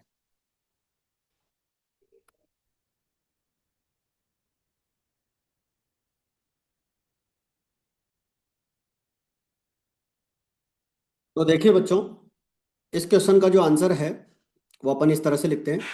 इसमें क्वेश्चन जो अपने को दे रखा है, बैलेंस शीट में अपने को शो करना है जो शेयर्स इशू किए हैं उन सारी चीज को। ठीक है, हालांकि इसकी एंट्री अपने को पूछी नहीं है। एंट्री अपन अगर करेंगे तो इस तरह से अपन एंट्री बना सकते हैं। मैं आपको एंट्री बता देता हूँ। Bank account debit to share application account, application and allotment. ठीक है, bank account debit to share application and allotment account. 100 rupees वाले शेयर्स हैं और 30,000 शेयर्स हैं, तो टोटल 30 लाख रुपए का अमाउंट आएगा। बैलेंस शीट का फॉर्मेट आपको इस तरह से बनाना है। चौहान लिमिटेड की balance sheet, equity and liabilities, share holders fund और शेयर कैपिटल। शेयर कैपिटल का नोट नंबर 1 और उसकी यहाँ पर कैपिटल अपन नोट्स में दिखाएंगे। नोट्स में अपने को शेयर कैपिटल दिखाना है, authorise capital 50,000, equity shares 100 rupees each, और इशूड एंड सब्सक्राइब कैपिटल में 30,000 equity shares 100 rupees each, fully called up and paid up. पूरा अमाउंट यहाँ पर रिसीव्ड हो चुका है। तो 30 लाख रुपए अपने को यहाँ पर मेन फॉर्मेट के अंदर शो करने हैं। इसके बाद में है बच्चों डिवेंचर वाला क्वेश्चन है। 2,50,000 के 8% डिवेंचर्स को 12,500 रुपए के डिस्काउंट पर इशू कर रहे हैं और ऋण पत्रों के निर्गमन की प्रविष्टि देनी है और बट्टे की दर ज्ञात करनी है। डिस्काउंट की रेट भी आपको कैलकुलेट करनी है कि डिस्काउंट किस रेट से दिया गया है। तो बहुत ईजी है। देखो, सबसे पहले तो बैंक अकाउंट डेबिट, 2,50,000 के डिवेंचर्स हैं और 12,500 रुपए का डिस्काउंट है, माइनस कर देंगे 237,500। पहली एंट्री हो जाएगी bank account debit to debenture application and allotment account. Transfer की entry debenture application and allotment account 237,500, discount on issue of debenture account debit 12,500 to 8% debenture account 2,50,000। 2,50,000 के डिवेंचर्स हैं और 12,500 का डिस्काउंट है। ये तो हो गई एंट्री। डिस्काउंट का रेट निकालने के लिए देखो क्या करोगे। रेट ऑफ डिस्काउंट के लिए आप क्या करोगे, सबसे पहले तो जो टोटल आपकी फेस वैल्यू है उसको आप नीचे लिखेंगे और 12,500 का आपका डिस्काउंट है और 100 से आप मल्टीप्लाई करेंगे तो 5% आपकी जो है डिस्काउंट की रेट आ जाएगी। इसके बाद में क्वेश्चन नंबर 11, महादेव लिमिटेड ने 100 रुपीज वाले डिवेंचर्स 3,000, 9% डिवेंचर्स 10% प्रीमियम पर इशू किए हैं। एप्लीकेशन और अलॉटमेंट आपको 60 रुपीज का यहाँ पर है, प्रीमियम सहित है, इसका मतलब हो गया 50 + 10। ठीक है, सभी अमाउंट रिसीव्ड हो चुका है। एंट्री करनी है, बहुत ही आसान सा क्वेश्चन है। एंट्री के लिए आप फॉर्मेट बनाएंगे। सबसे पहले bank account debit to debentures application and allotment account, 3,000 debentures 50 rupees के अकॉर्डिंग 1,50,000। फिर debenture application and allotment account, sorry debenture application account, debit to debentures account 1,50,000। जो एप्लीकेशन का अमाउंट आपने रिसीव्ड किया है वही अमाउंट यहाँ पर ट्रांसफर हो जाएगा। ये यहाँ पर अलॉटमेंट नहीं आएगा, ध्यान रखना, अलॉटमेंट अलग से आ रहा है, एप्लीकेशन एंड अलॉटमेंट अलग से आ रहा है। जो क्वेश्चन बुकलेट मैंने आप लोगों को प्रोवाइड करवाई है PYQ की, उसमें भी आप इसको करेक्शन कर लेना, ठीक है। सिर्फ एप्लीकेशन आएगा, अलॉटमेंट नहीं आएगा, क्योंकि अलॉटमेंट अलग से अपन रिसीव्ड कर रहे हैं। तो ये एप्लीकेशन रिसीव्ड की एंट्री और ये अलॉटमेंट की entry. Debentures allotment account debit 1,80,000। Debentures allotment हो जाएगा बच्चों 3,000 मल्टीप्लाई 60, 1,50,000। 9% डिबेंचर्स 3,000 मल्टीप्लाई 50 रुपीज़ का यहाँ हो जाएगा, क्योंकि 60 में 10 का प्रीमियम था। तो डिबेंचर्स अकाउंट में जाएगा आपका 1,50,000। अच्छा, यहाँ पर डिबेंचर्स का जो परसेंटेज है वो भी आप करेक्ट कर लेना। कितना परसेंट है? 9% है, ठीक है। यहाँ पर 9% आएगा, 9% कर लेना इसको। तो 9% डिबेंचर में अमाउंट चला जाएगा 150 और सिक्योरिटी प्रीमियम का 30,000। एंट्री बन जाएगी bank account debit to debentures allotment account 1,80,000। इसके बाद में बच्चों नया क्वेश्चन है, क्वेश्चन नंबर 12। आपको इंटरेस्ट कवरेज रेशो यहाँ पर पूछा गया है, ठीक है। Sorry, interest coverage, trade receivable turnover ratio, sorry sorry sorry, trade receivable turnover ratio आपसे यहाँ पे पूछा जा रहा है। तो अब इंटरेस्ट कवरेज रेशो याद आ ही गया है, तो उसको आप इंपॉर्टेंट मान लीजिएगा। इंटरेस्ट कवरेज रेशो और stock turnover ratio, inventory turnover ratio जिसे हम बोलते हैं, उसका फॉर्मूला अच्छे से पढ़ते हुए चलिएगा और उसकी कैलकुलेशन भी देख के चलिएगा। इंपॉर्टेंट क्वेश्चन है। साथ के साथ क्लास में मैं आपको इंपॉर्टेंट भी बताता चल रहा हूँ। क्लास आप जब एंड तक देखोगे तभी आपको कोई चीज़ समझ में आएगी और यही चीज़ आपको याद रहेगी। क्लास आपको एंड तक देखनी है, बस ये ध्यान रखना है। चलिए, तो आपको क्या दे रखा है? रेवेन्यू फ्रॉम ऑपरेशन दे रखा है, total revenue from operation 2,00,000 rupees, और कैश रेवेन्यू आपको दे रखे 20% of total revenue from operation, ठीक है। 20%, इसका 20% कैश रेवेन्यू है, ठीक है। ट्रेड रिसीवेबल ओपनिंग आपको दे रखे हैं 20,000 के और क्लोजिंग दे रखे हैं आपको 60,000 के। बहुत ही आसान से क्वेश्चन है। पहले आपको फॉर्मूला लिखना है, ट्रेड रिसीवेबल टर्नओवर रेशियो। इसका फॉर्मूला होता है net credit revenue from operation upon average trade receivable. Credit revenue लेनी है। तो देखो बच्चों, टोटल रेवेन्यू तो आपको दे ही रखी थी, उसमें से कैश रेवेन्यू माइनस कर देंगे। टोटल रेवेन्यू 2,00,000 माइनस 40,000, 20% ऑफ 2,00,000, तो 1,60,000 आपकी क्रेडिट रेवेन्यू आ जाती है। और एवरेज ट्रेड रिसीवेबल निकालने के लिए opening trade receivable 20,000 plus closing trade receivable 60,000, इसमें डिवाइड कर देंगे। 40,000 का हमारा क्या आ जाएगा? एवरेज ट्रेड रिसीवेबल आ जाएगा। ट्रेड रिसीवेबल टर्नओवर रेशो का फॉर्मूला हो जाएगा 1,60,000 नेट क्रेडिट रेवेन्यू और 40,000 आपका जो है क्या है? Average trade receivable. तो 4 टाइम्स आपका यहाँ पर रेशो आ जाएगा, ठीक है। नेक्स्ट क्वेश्चन है प्रोविजन फॉर टैक्सेशन का, रिपीट हो सकता है, इसको देख के चलिएगा। प्रोविजन फॉर टैक्सेशन का ओपनिंग बैलेंस आपको दे रखा है 30,000। टैक्स का अमाउंट आपको कैलकुलेट करना है, तो ओपनिंग बैलेंस इसका क्रेडिट साइड में लिखा जाएगा। प्रोविजन फॉर टैक्स होता है वो लाइबिलिटी होती है, और लाइबिलिटी का बैलेंस ओपनिंग क्रेडिट होता है। तो क्लोजिंग बैलेंस आपको 10,000 का दे रखा है, वो इस तरफ आ जाएगा डेबिट में, टू बैलेंस सीडी और बाय बैलेंस बीडी। वर्ष के दौरान अपन ने जो प्रोविजन बनाया है 40,000 का, वो दे रखा है statement of profit and loss account 40,000। तो 40,000 का हमने प्रोविजन बनाया है, टोटल हो जाएगा 70, और 10 माइनस करेंगे तो 60,000 का बैलेंसिंग फिगर से पेमेंट आ जाएगा कि हमने इतने का पेमेंट किया है, ठीक है बच्चों। तो ये हमारा यहाँ पर बी सेक्शन का क्वेश्चन कंप्लीट होता है। अब आता है हमारा सी सेक्शन। तो सी सेक्शन में क्वेश्चन नंबर 14 आपको दे रखा है। ममता एंड मोनू दो पार्टनर हैं, 5:3 में प्रॉफिट शेयर करते हैं, और रेखा यहाँ पर न्यू पार्टनर आती है 1/4 के लिए, ठीक है। यहाँ पे देखो थोड़ा सा करेक्शन है, इसको करेक्शन कर लेना आप लोग, अपनी क्वेश्चन बुकलेट में भी करेक्शन कर लेना, 1/4 कर लेना इसको, ठीक है। और इसको भी 1/4 कर लेना, हिंदी और इंग्लिश दोनों में सही कर लेना। ये 1/4 के लिए यहाँ पर न्यू पार्टनर आता है, और जो न्यू पार्टनर है अपना शेयर ममता और मोनू से इक्वल रेशो में लेता है, ठीक है। तो अपने को बैलेंस शीट दे रखी है, मशीनरी आपको दे रखी है, फर्नीचर दे रखा है, स्टॉक दे रखा है, और बैंक बैलेंस दे रखा है। जनरल रिजर्व आपको यहाँ पर ये एक जीरो हटा लेनी है यहाँ से, 32,000 का है, ठीक है। 32,000 का। क्रेडिटर्स 8,000 के, और कैपिटल आपको दे रखी है 1,00,000 और 60,000। रेखा अपनी कैपिटल और गुडविल के लिए 60,000 लाएगी। ठीक है, कैपिटल भी और गुडविल भी है, दोनों इसी के अंदर इंक्लूड है। फर्म की गुडविल का वैल्यूएशन अपने को करना है। सुपर प्रॉफिट दे रखे हैं 16,000, 3 इयर्स परचेज के अकॉर्डिंग। और मशीन की वैल्यू आपको 60 करनी है। मशीन कितने की है, पहले से हमारे पास 70 की है, तो 10,000 आपका माइनस हो जाएगा। 10,000 आपका जो है यहाँ पर मशीन का वैल्यू कम हो जाएगा। फर्नीचर की वैल्यू भी जो है आपको 30 से 24 करना है। इसका मतलब यहाँ पर भी 6,000 आपका कम हो जाएगा। और 16,000 स्टॉक की वैल्यू करनी है। स्टॉक आपको 20 का दे रखा है, तो 16 करेंगे तो 4,000 इसका भी वैल्यू कम हो जाएगा। तो देखिए 10,000 तो वैल्यू कम हो जाएगी मशीन की, 6,000 वैल्यू कम हो जाएगी फर्नीचर की, और 4,000 वैल्यू कम हो जाएगी स्टॉक की। तो तीनों ही पॉइंट रिवैल्यूएशन के हैं, तो तीनों ही पॉइंट रिवैल्यूएशन में दिखाएंगे। पूछा वैसे जर्नल एंट्री है, तो जर्नल एंट्री आप बनाएंगे। पहली एंट्री बनाएंगे bank account debit to Rekha capital account और प्रीमियम फॉर गुडविल अकाउंट। ठीक है, प्रीमियम फॉर गुडविल अभी अपन वर्किंग नोट में कैलकुलेट कर लेते हैं। देखो आपको सुपर प्रॉफिट दे रखा है कितना, सुपर प्रॉफिट दे रखा है कितना, 16,000 का आप जो है क्या करेंगे, 48 हो जाएगा, 3 से मल्टीप्लाई करेंगे तो। और Rekha share in firm's goodwill 40,000 into 1/4, तो 12,000 जो है रेखा की गुडविल आ जाएगी।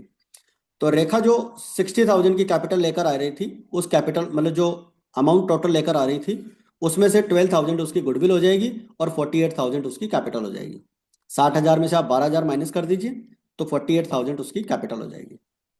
तो एंट्री बन जाएगी bank account debit to Rekha capital account premium for goodwill account. अब प्रीमियम फॉर गुडविल को अपन डिस्ट्रीब्यूट कर देंगे। 12,000 का प्रीमियम फॉर गुडविल है।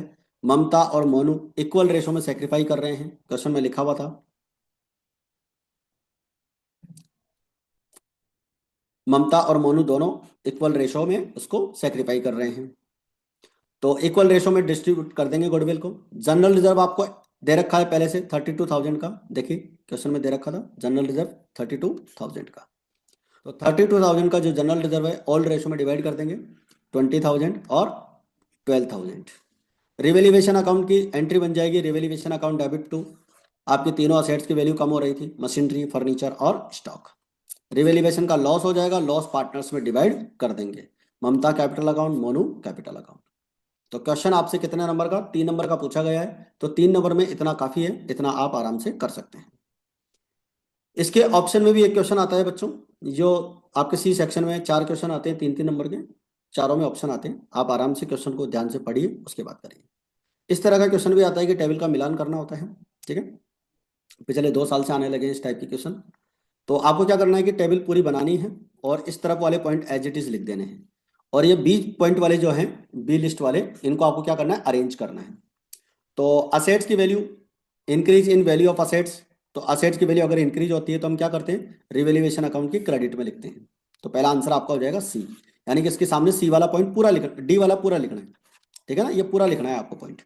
Increase in value of liability, liability अगर इंक्रीज होती है तो कहाँ लिखते हैं, डेबिट साइड में लिखते हैं। ठीक है, और accumulated profits transferred into partners capital account, credit side में करते हैं। आपको इस तरह से आंसर लिखना है, ये देखिए। ठीक है ना, ए पॉइंट्स आपको पूरे लिख देना है एज इट इज, और उसके सामने जो राइट आंसर है वो लिखना है आपको, चाहे वो डी ऑप्शन हो, चाहे सी ऑप्शन हो, चाहे ए ऑप्शन हो, चाहे बी ऑप्शन हो। इस तरह से आपको टेबल को अरेंज करना है। आइधर आप हिंदी में करो चाहे इंग्लिश में करो, कैसे भी करो, आप आंसर इस तरह से लिखेंगे। ठीक है, चलिए इसके बाद में आता है हमारा next question. Show the following items in the balance sheet according to companies act 2013 schedule 3 of part first. Part first के अकॉर्डिंग आपको बैलेंस शीट बनानी है, और बैलेंस शीट में ये सारी चीजें आपको अरेंज करनी है। इक्विटी शेयर कैपिटल है 1 लाख रुपीज का, कैपिटल रिजर्व है 35,000 का, प्रोविजन फॉर टैक्सेशन आपका 15,000 का।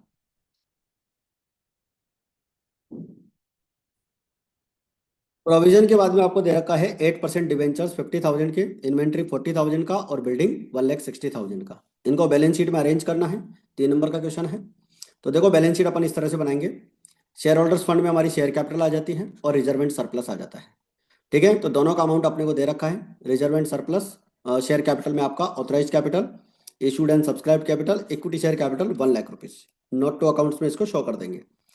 रिजर्व एंड सरप्लस में 35,000 का अमाउंट है, और रिजर्व एंड सरप्लस में आपको जो है कैपिटल रिजर्व का अमाउंट दे रखा है, इसको नोट टू अकाउंट्स में शो करना है। इसके बाद में है non current liability. Non current liability में लॉन्ग टर्म बोरोइंग्स, और लॉन्ग टर्म बोरोइंग्स में आपके आ जाते हैं डिवेंचर्स। जो डिवेंचर्स का अमाउंट दे रखा था 8% डिवेंचर्स हैं 50,000 के, वो आपके यहाँ पर आ जाएंगे। इसके बाद में है करंट लायबिलिटी। करंट लायबिलिटी में short term provision, short term provision में ही आता है आपका प्रोविजन फॉर टैक्सेशन। इसका आप टोटल लगा लेंगे 2 लाख रुपीज। असेट्स की अगर बात करें तो असेट्स में नॉन करंट असेट्स आती हैं, property plant and equipments fix assets के नाम से। और टेंजिबल असेट्स में आपका नोट टू अकाउंट्स 1,60,000। और इसमें आ जाएगा आपका टेंजिबल असेट्स में बिल्डिंग का अमाउंट दे रखा है, तो बिल्डिंग आ जाएगी आपकी 1,60,000 की। और इन्वेंट्री आपको दे रखी है करंट असेट्स के लिए, तो इन्वेंट्री 40,000 की, टोटल हो जाएगा 2 लाख रुपीज। तो इस तरह से आपको बैलेंस शीट बनानी रहेगी बच्चों, तो बैलेंस शीट भी आपको अच्छे से कवर करनी है। चलिए इसके बाद में नेक्स्ट क्वेश्चन आता है हमारा। अच्छा, इस बार जो क्वेश्चन बन सकता है वो मैं आपको बता दूं, थर्ड चैप्टर में से क्या क्वेश्चन बन सकता है। थर्ड चैप्टर में से क्वेश्चन बनेगा हेडिंग सब हेडिंग वाला। ठीक है, 4 या 5 6 पॉइंट आपसे पूछे जाएंगे, उनका हेडिंग सब हेडिंग आपसे पूछा जा सकता है। तो चैप्टर 3 में ये इंपॉर्टेंट याद करके चलिएगा, हेडिंग सब हेडिंग वाला क्वेश्चन आ सकता है। इसके बाद में आपको दे रखा है इसका और वाला क्वेश्चन। तो और वाला क्वेश्चन देखो इस टाइप का क्वेश्चन आ सकता है, हेडिंग सब हेडिंग ऑप्शन में है ही, तो कोई दिक्कत ही नहीं है। इस तरह से आपको क्वेश्चन दिया जाएगा कि शॉर्ट टर्म इन्वेस्टमेंट कहाँ दिखाए जाएंगे, आप जानते हो करंट लायबिलिटी में, करंट असेट्स में आता है, करंट इन्वेस्टमेंट में। दीर्घकालीन बोरोइंग्स जो है आपकी long term borrowings non current liability में आती है। लूज टूल्स आता है आपका करंट असेट्स में और इन्वेंट्री में। इस तरह से आपको आंसर लिखना है। आंसर मैंने पूरा प्रॉपर यहाँ पर दे रखा है। अच्छा, मैं आपको बता दूं, ये जो पूरा वीडियो सॉल्यूशन आपको दिखाई दे रहा है और इसकी जो पीडीएफ हो रहेगी वो हमारे टेलीग्राम चैनल पे आपको मिल जाएगी। ठीक है, टेलीग्राम चैनल का लिंक आपको वीडियो के डिस्क्रिप्शन बॉक्स में मिल जाएगा। आप होम पेज पे जाएंगे तो वहाँ पे भी मिल जाएगा आपको। ठीक है, तो टेलीग्राम चैनल आपको जरूर ज्वाइन करना है, क्योंकि कोई भी अपडेट होगा, कोई भी क्वेश्चंस होंगे इंपॉर्टेंट वगैरह, वो मैं वहीं पर शेयर करने वाला हूँ। ठीक है, चलिए तो इस तरह से आप टेबल बनाएंगे और आंसर अपना लिख लेंगे। इसके बाद में क्वेश्चन नंबर 16 है आपके सामने। आपसे पूछा गया है कि एक तो gross profit ratio, operating ratio और नेट प्रॉफिट रेशो आपको फाइंड आउट करना है। Gross profit ratio, operating ratio और net profit ratio from the following information. Sales आपको दे रखी है 4 लाख रुपीज की। ठीक है, revenue from operation 4 lakh rupees, cost of good sold 2,40,000, cost of good sold यानी कि कॉस्ट ऑफ रेवेन्यू दे रखी है। Administrative expenses 50,000, selling expenses 30,000 and loss by fire 30,000, income from investment 10,000। सबसे पहले ग्रॉस प्रॉफिट निकाल लो। ग्रॉस प्रॉफिट रेशो का formula होता है gross profit upon revenue from operation into 100। तो ग्रॉस प्रॉफिट हो जाता है बच्चों revenue from operation minus cost of good sold यानी कि कॉस्ट ऑफ रेवेन्यू। तो 4 लाख में से 240 माइनस करेंगे, 160 का हमारा क्या आ जाएगा, ग्रॉस प्रॉफिट आ जाएगा। रेवेन्यू फ्रॉम ऑपरेशन अपने को दे रखा है, तो 1,60,000 में 4 लाख का डिवाइड करेंगे, 100 से मल्टीप्लाई करेंगे, 40% हमारा आंसर आ जाएगा। तो जितना आप कैलकुलेट कर सकते हो उतना करने की कोशिश करें, फॉर्मूला तो आपको लिखना ही लिखना है। इसके बाद में ऑपरेटिंग रेशो। ऑपरेटिंग रेशो में आपसे operating cost upon revenue from operation, इसका फॉर्मूला होता है। ऑपरेटिंग कॉस्ट का मतलब होता है cost of good sold plus operating expenses. Operating expenses में आपके एक तो एडमिनिस्ट्रेटिव एक्सपेंसेज हो जाएंगे और सेलिंग एक्सपेंसेज दोनों हो जाएंगे। तो ऑपरेटिंग कॉस्ट 240 का कॉस्ट ऑफ गुड सोल्ड, 80,000 का आपका ऑपरेटिंग एक्सपेंसेज। ऑपरेटिंग एक्सपेंसेज बच्चों यहाँ पर एक करेक्शन कर लेना अपने बुकलेट में भी, ये आपका 30,000 रुपये है। ठीक है, 50,000 और प्लस 30,000 ये हो गया आपका 80,000। तो 3,20,000 हमारा जो है यहाँ पर ऑपरेटिंग कॉस्ट हो जाएगी। Operating ratio 3,20,000 upon 4 lakh into 100, 80% हमारा ऑपरेटिंग रेशो आ जाएगा। नेट प्रॉफिट रेशो के लिए नेट प्रॉफिट रेशो का फॉर्मूला आपको चाहिए revenue from operation cost of good sold minus administrative expenses selling expenses और लॉस बाय फायर और इनकम फ्रॉम इन्वेस्टमेंट को प्लस करना है। तो नेट प्रॉफिट आ जाएगा revenue from operation minus cost of good sold, administrative expenses, selling expenses और आपका loss by fire और इनकम फ्रॉम इन्वेस्टमेंट से प्लस करेंगे। 60,000 का नेट प्रॉफिट है, 4 लाख का डिवाइड करेंगे, 100 से मल्टीप्लाई, 15% आपका नेट प्रॉफिट रेशो आ जाएगा। इसके बाद में और वाला क्वेश्चन आपको दे रखा है जिसमें आपको पूछा गया है कि रिटर्न ऑन इन्वेस्टमेंट और रिटर्न ऑन नेट वर्थ यानी कि शेयर होल्डर्स फंड आपको कैलकुलेट करना है।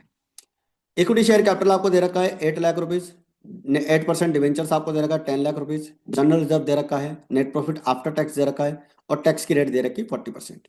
ठीक है, रिटर्न ऑन इन्वेस्टमेंट का फॉर्मूला होता है बच्चों net profit before interest and tax upon capital employed into 100। Net profit after tax आपको दे रखा है 1,20,000 का और टैक्स की रेट आपको इसके अंदर प्लस करना है, टैक्स का अमाउंट प्लस करना है। देखो 1,20,000 का अमाउंट आपको दे रखा है आफ्टर टैक्स और टैक्स का अमाउंट कितना है 40%। तो ये किसके इक्वलेंट हुआ 60 के इक्वलेंट। भाई टैक्स कटने के बाद का अमाउंट दे रखा है। अगर सपोज करो बिफोर टैक्स अगर प्रॉफिट 100 है और उसमें से 40 का मैं टैक्स माइनस कर दूं तो रिमेनिंग प्रॉफिट कितना होगा 60 होगा। तो 1,20,000 किसके इक्वलेंट है 60 के इक्वलेंट है। और अपॉन में यहाँ पर 40 कर दीजिए ऊपर में। तो 40 से आपका क्या आ जाएगा टैक्स का अमाउंट आ जाएगा। और टैक्स का अमाउंट आ जाएगा आपका 80,000 रुपीज। आप डायरेक्ट भी निकाल सकते हैं 1,20,000 अपॉन इंटू 100/60। 100/60 करेंगे तो उससे भी हमारा 2 lakh rupees net profit before tax आ जाएगा। इंटरेस्ट आप यहाँ पर प्लस कर देंगे। इंटरेस्ट आपको दिखाई दे रहा है 10 लाख रुपीज आपके डिवेंचर्स हैं और उस पर 8% आपको प्लस करना है। तो 8 lakh rupees sorry 10 lakh rupees का 8% आप 80,000 यहाँ पर प्लस कर देंगे। तो इस तरह से हमारा नेट प्रॉफिट बिफोर टैक्स हो जाएगा 2,80,000। और कैपिटल एम्प्लॉयड अपन निकालेंगे। कैपिटल एम्प्लॉयड निकालने के लिए equity share capital, reserve and surplus, general reserve plus net profit after tax plus 8% debentures, ये सारी चीज जोड़ देंगे तो हमारा कैपिटल एम्प्लॉयड आ जाएगा 8 लाख प्लस 2 लाख 120 का आपका नेट प्रॉफिट आफ्टर टैक्स है और 10 लाख रुपीज के डिवेंचर्स हैं तो 2120। ठीक है। रिटर्न ऑन इन्वेस्टमेंट रेशो हो जाएगा आपका 13.21%। 280 में अपने को 2120 का डिवाइड करना है। इसके बाद में आता है हमारा नेक्स्ट फॉर्मूला जो इसके अंदर दिया हुआ है return on net worth share holders fund ratio. तो net profit after tax into 100 upon net worth. ठीक है। Net profit after tax net worth, net worth का मतलब है यहाँ पर आपका शेयर होल्डर्स फंड। ठीक है। नेटवर्थ का ही अपन यहाँ पर डिवाइड कर देंगे। तो नेट प्रॉफिट आफ्टर टैक्स आपको 1,20,000 रुपीज का दे रखा है और नेटवर्थ आपको इसके अंदर यहाँ पर दे रखी है। एक मिनट बच्चे।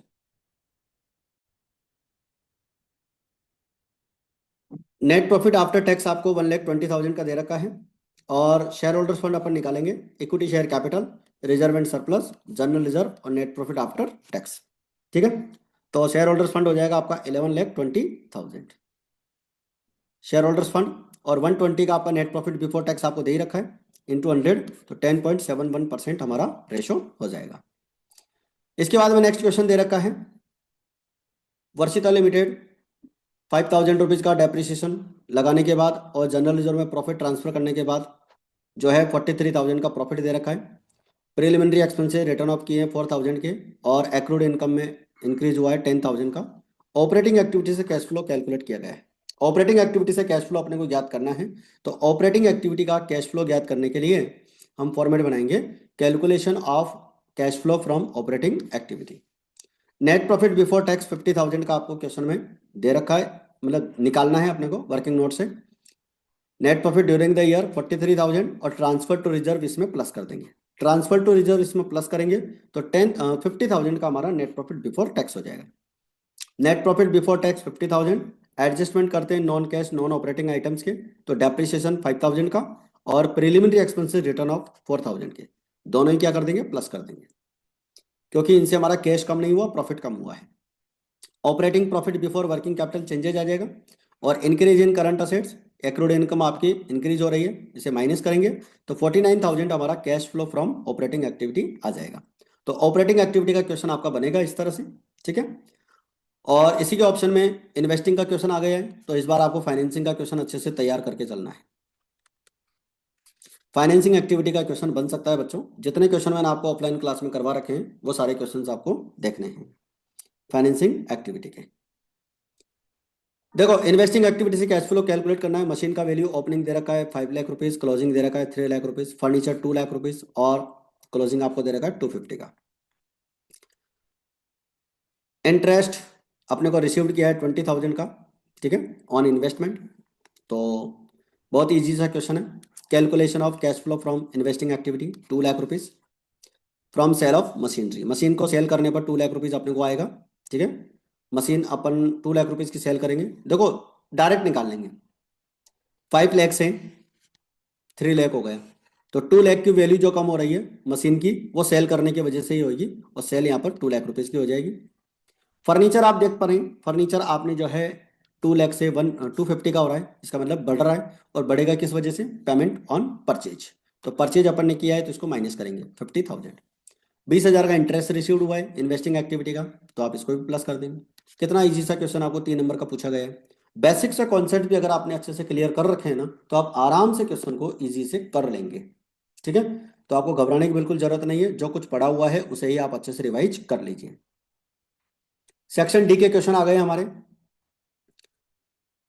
देखो बच्चों, वीडियो थोड़ा सा लंबा जरूर हो जाएगा, लेकिन पूरे कॉन्सेप्ट्स आपके अच्छे से क्लियर हो जाएंगे। और ये वीडियो जिन बच्चों ने देख लिया ना, उनका पेपर 26 जो आपका 16 फरवरी को हो रहा है, वो अच्छे से होने वाला है पेपर। इस वीडियो को 2-3 बार आप अच्छे से देख लेना और अपने फ्रेंड्स तक इसको शेयर कर देना। पी क्यू आर पार्टनर है, 2-3-1 में प्रॉफिट शेयर करते हैं। और पी जो है वर्ष के प्रारंभ में ही फर्म से रिटायर हो जाता है और अपने हिस्से को क्यू और आर को 80,000 में सेल कर देता है।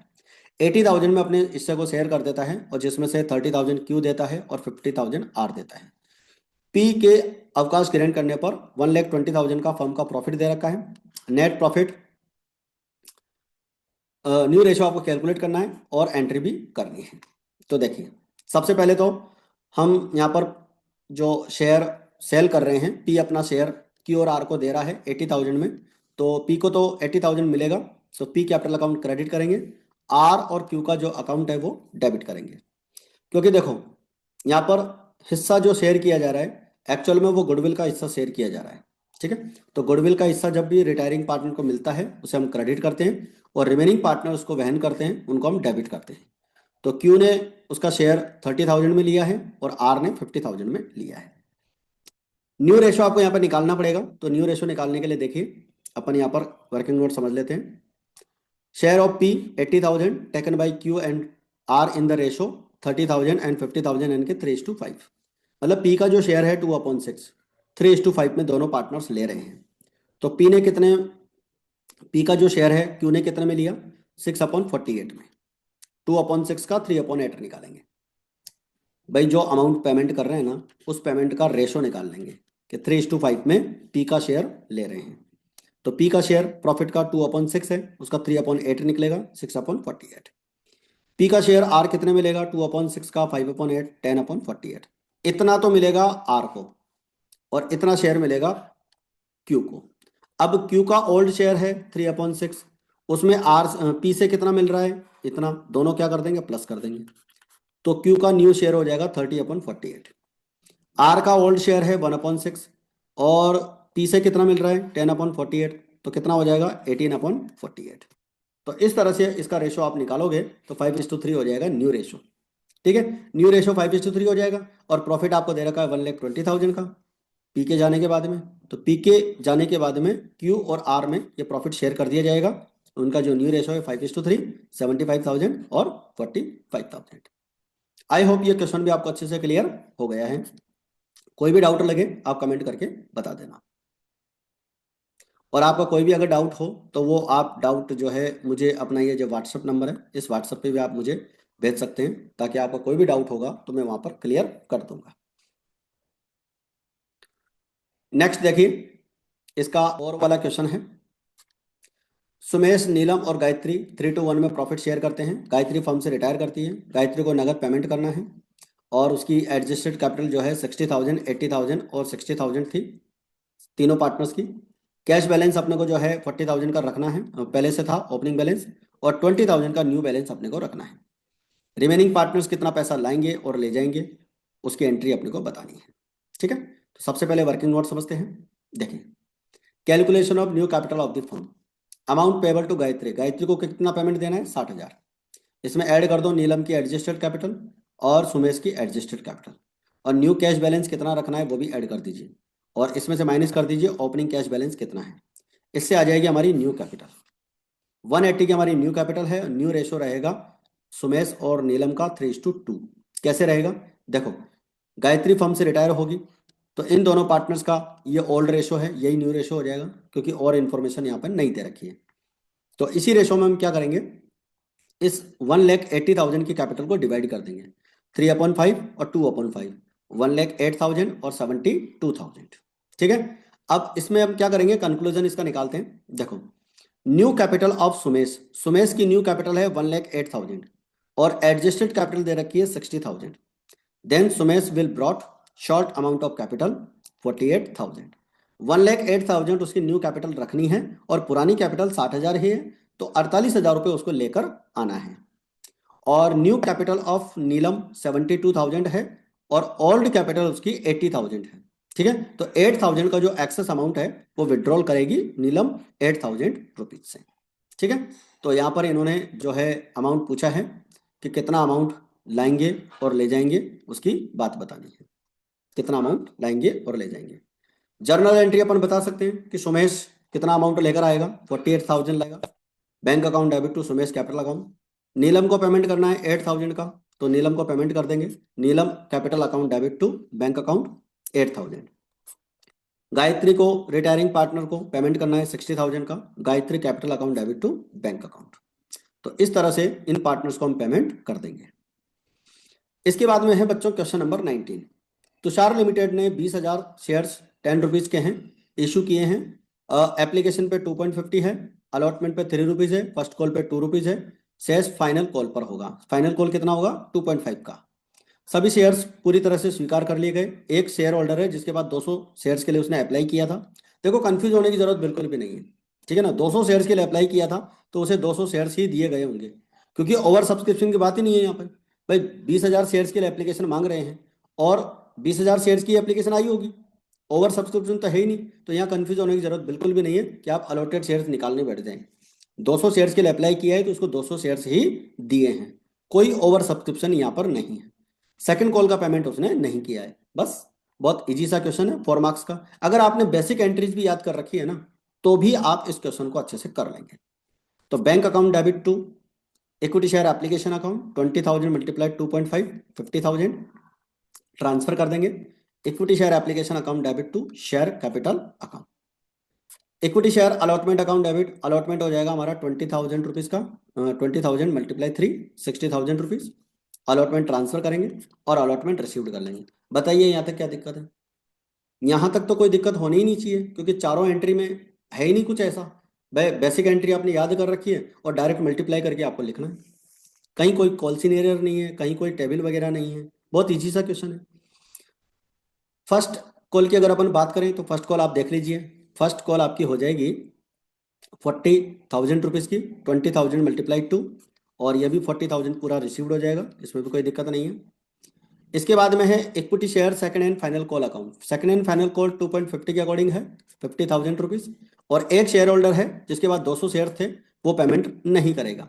अब 200 शेयर्स पर कितना पेमेंट नहीं करेगा देख लीजिए। 2.5 के अकॉर्डिंग 500 रुपये का पेमेंट नहीं करेगा, तो 50,000 में से 500 कम कर लीजिए, 49,500 रिसीव्ड हो जाएगा। तो ये था आपका क्वेश्चन नंबर 19। ठीक है, आई होप अच्छे से क्लियर हो गया आपका। इसका और वाला क्वेश्चन देख लीजिए।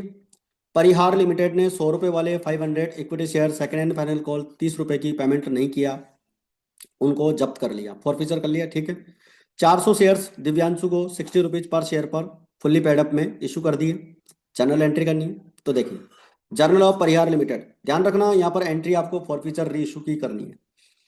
पहली entry equity share capital account debit 500 shares 100 rupees each, पूरा फाइनल कॉल तक मांग चुके हैं, तो 100 रुपीज के अकॉर्डिंग 50,000 मांग चुके हैं। 50,000 कॉल्ड अप कर दिया था। Equity share second and final call 500 shares पर 30 रुपीज के अकॉर्डिंग 15,000 की हमारी यहाँ पर कॉल्सिन एरियर है, माइनस कर देंगे और शेयर फॉरफीचर में आपका 35,000 आ जाएगा। तो 35,000 हमारा शेयर फॉरफीचर में आ जाएगा। री इशू करेंगे 400 शेयर्स 60 रुपए के हिसाब से, 400 शेयर्स 60 रुपीज के अकॉर्डिंग 24,000। 100 रुपीज का शेयर मानते हुए अपन 60 में इशू कर रहे हैं, तो 40 रुपीज का क्या हो जाएगा, डिस्काउंट हो जाएगा। और डिस्काउंट के लिए हम शेयर फॉरफीचर अकाउंट को डेबिट करते हैं 16,000 रुपीज से। 400 मल्टीप्लाई 40,000 हो जाएगा आपका इन दोनों का टोटल। ठीक है, दोनों का टोटल भी हो जाएगा, और चाहो तो आप 100 से मल्टीप्लाई करके भी लिख सकते हो। इसके बाद में फॉरफीचर में ट्रांसफर करना है कैपिटल रिजर्व में, ये हमें कैलकुलेट करना है वर्किंग नोट में। देखिए इसका वर्किंग नोट बना लेना। Calculation of amount transfer to capital reserve. देखो 500 शेयर्स फॉरफीचर किए थे तो 35,000 रुपये जब्त हुआ था। ठीक है, 35,000 रुपये फॉरफीचर हुआ था, लेकिन हमने री इशू तो 400 शेयर्स किए, तो 400 शेयर्स का अमाउंट निकाल लो कितना फॉरफीचर होता है। तो 35,000 अपॉन 500 मल्टीप्लाई 400, 28,000 फॉरफीचर होता है 400 शेयर्स पर। और 400 शेयर्स को री इशू करने पर डिस्काउंट कितने का दिया, 16,000 रुपये का। ये भी अपन ने यहाँ पर बैंक वाली एंट्री में किया था, ये रहा।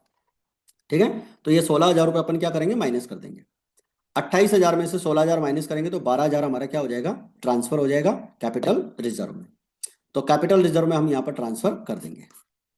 तो ये हमारा 19वां क्वेश्चन भी यहाँ पर कंप्लीट हो गया है। अब लेते हैं अपन इस पेपर का आखिरी क्वेश्चन, 20वां क्वेश्चन। रामेश्वर लिमिटेड ने 100 रुपीज वाले 20,000 9% डिवेंचर्स को 5% डिस्काउंट पर इशू किया है। एप्लीकेशन 30 रुपीज की है, अलॉटमेंट 65 का है। बताइए क्वेश्चन में क्या दिक्कत है? कोई दिक्कत नहीं है, क्वेश्चन बहुत ईजी है। देखो एंट्री कर लो, फॉर्मेट बनाना अच्छे से। Bank account debit to debenture application account 6 lakh rupees, 20,000 multiply 30, 6 lakh rupees received होगा और 6 लाख रुपीज ट्रांसफर हो जाएगा। Debenture application account debit to debentures account. ठीक है, इसके बाद में अलॉटमेंट कर लीजिए।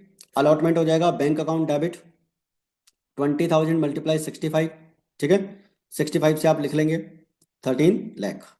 5 रुपीज़ का डिस्काउंट हो जाएगा, क्योंकि आप देखिए क्वेश्चन में लिखा हुआ था 5% का डिस्काउंट है, और 100 रुपीज़ का 5% 5 रुपीज़ होता है।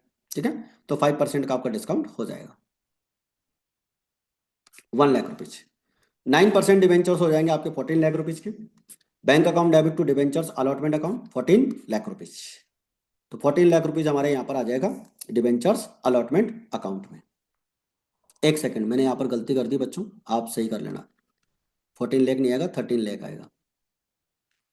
अपनी पीवाई की बुकलेट में भी करेक्ट कर लेना, 13 लाख आएगा यहाँ पर, 14 लाख नहीं आएगा। ठीक है, चलिए इसके बाद में आ जाएगा आपका और वाला क्वेश्चन है, थ्योरी का क्वेश्चन है। डिवेंचर्स और शेयर्स में डिफरेंस पूछने के लिए बोला है। 4 डिफरेंस आपसे पूछे हैं, 4 नंबर के हैं। टेबल बनाकर आपको इसका आंसर देना है। Difference between shares and debentures, basis of difference shares और डिवेंचर्स। देखिए पहला है ऑनरशिप, स्वामित्व की। तो शेयर होल्डर्स होते हैं वो कंपनी के क्या होते हैं? स्वामी होते हैं, ओनर होते हैं। और जो डिवेंचर होल्डर्स होते हैं वो कंपनी के क्रेडिटर्स होते हैं, ऋणदाता होते हैं। हिस्से की अगर बात करें, अंश जो है कंपनी की पूंजी का हिस्सा होता है। शेयर्स जो होते हैं कंपनी की कैपिटल का हिस्सा होता है। और जो डिवेंचर्स होते हैं वो ऋण की क्या होती है? स्वीकृति होती है, एक्नॉलेजमेंट होता है।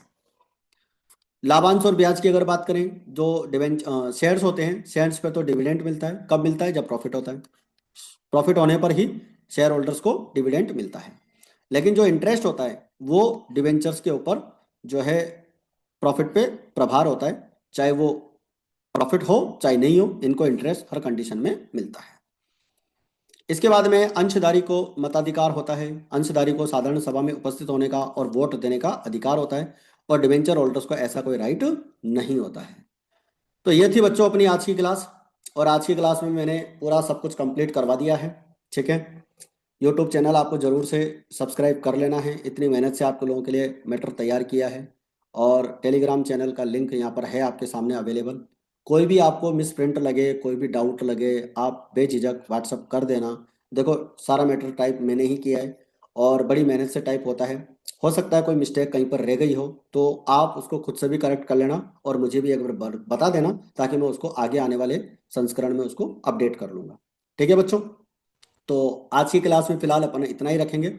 और बहुत जल्दी में आपके लिए सैम्पल पेपर भी जो है आरबीएससी ने प्रेस्क्राइब किया था, उसको भी मैं उसका भी ऐसे ही एक वीडियो पूरा सॉल्यूशन उसका करवाने वाला हूँ। तो आप अच्छे से इसको सॉल्व कर लीजिएगा। ठीक है बच्चों, तो आज की क्लास में फिलहाल इतना ही। मिलते हैं फिर अपन नेक्स्ट क्लास में। जय हिंद, जय भारत।